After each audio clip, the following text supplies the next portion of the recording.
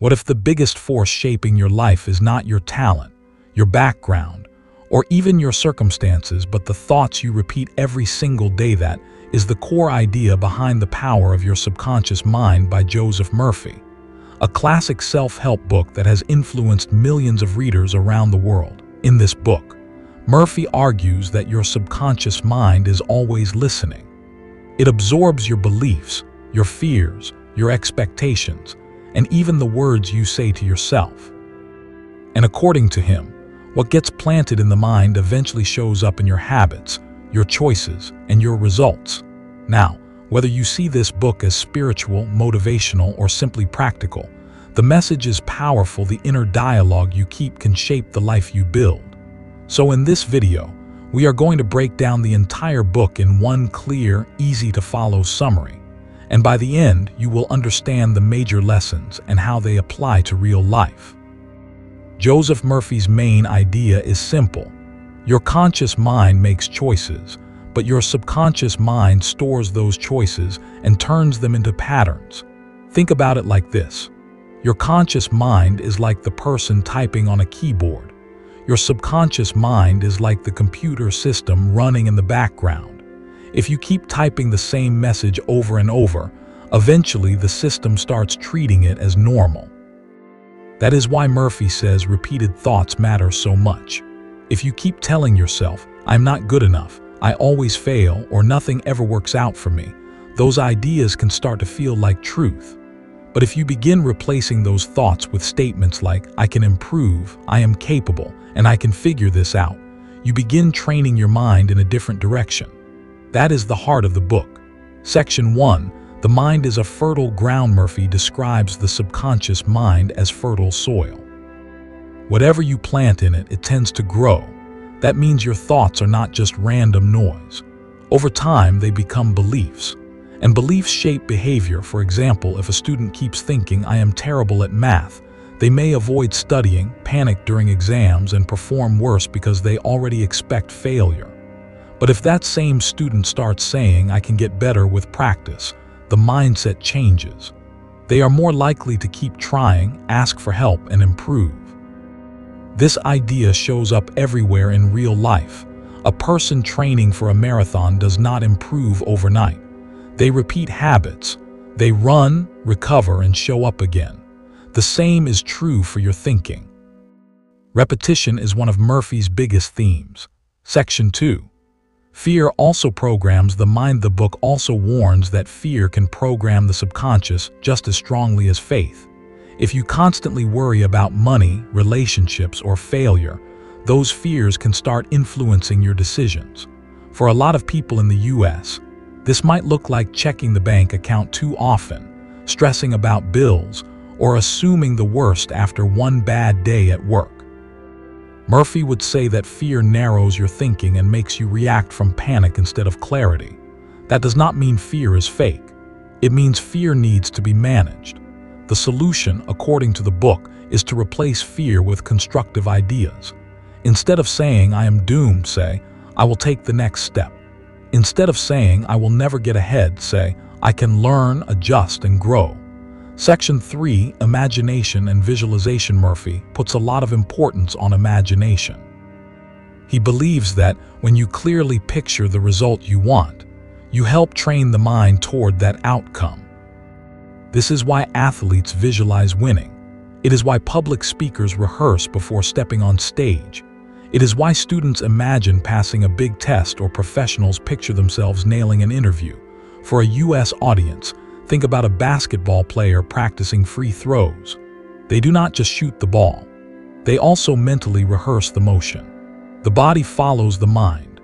Murphy's point is that imagination is not daydreaming for its own sake. It is a mental rehearsal that can support action.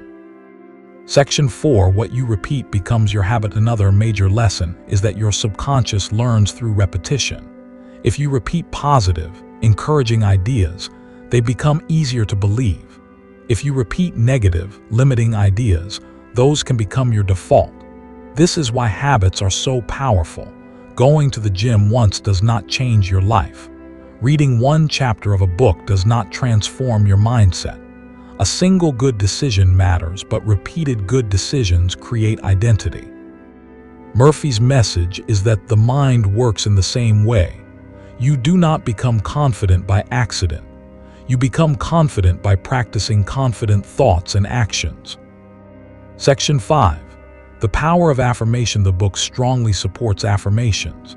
Affirmations are short, repeated statements that reinforce the direction you want your mind to take. Examples might sound like, I am calm and capable. I can handle this. I am learning every day. I trust my ability to grow. Murphy believes that when you say these things consistently, especially with emotion and belief, they begin to influence your subconscious. Now, to be clear, affirmations are not magic spells, but they can be useful as mental training. They help you interrupt negative self-talk and replace it with something more constructive.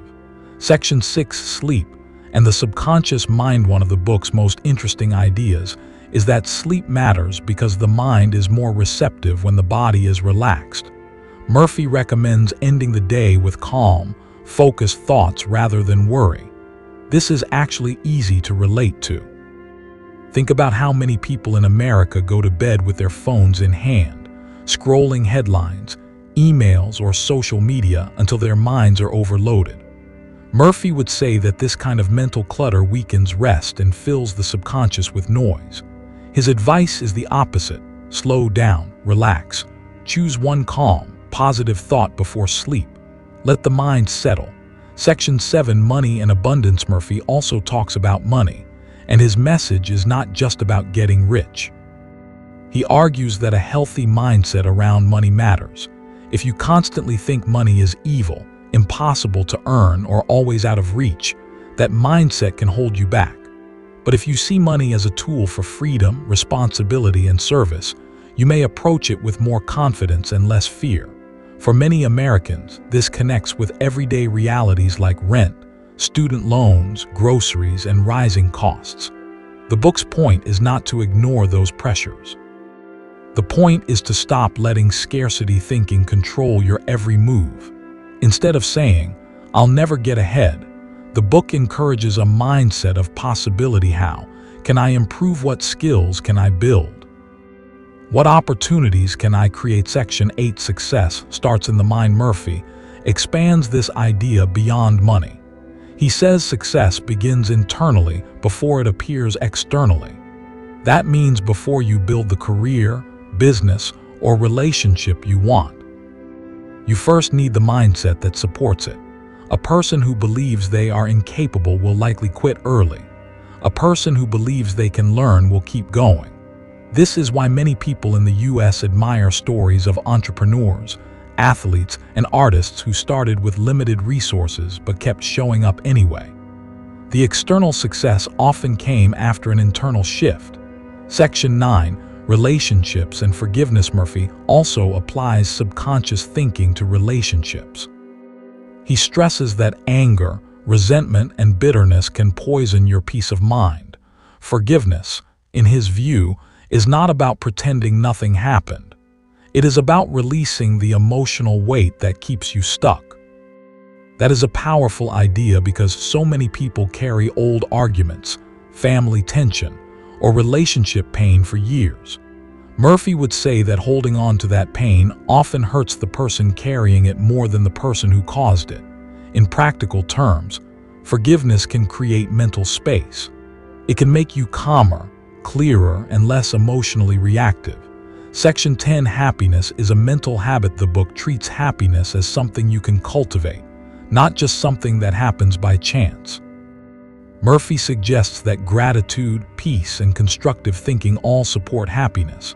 This connects well with modern life, where people often chase the next purchase, promotion, or milestone and still feel empty afterward. The book's answer is simple: train your mind to notice what is good. Be grateful for progress. Do not let comparison run your life. Section 11, Fear, Anxiety, and Mental Blocks. Murphy spends a lot of time warning against mental blocks. He believes fear creates hesitation, and hesitation often becomes a self-fulfilling pattern. For example, someone might want to start a YouTube channel, apply for a new job, or speak up in meetings. But fear says, what if I fail? What if people judge me? What if I am not ready? Murphy's answer would be to stop feeding the fear. Feed the goal instead. Focus on the next step. Build the habit. Act before confidence is perfect. Section 12, Staying Young in Spirit. Near the end of the book, Murphy emphasizes staying mentally active, curious, and hopeful.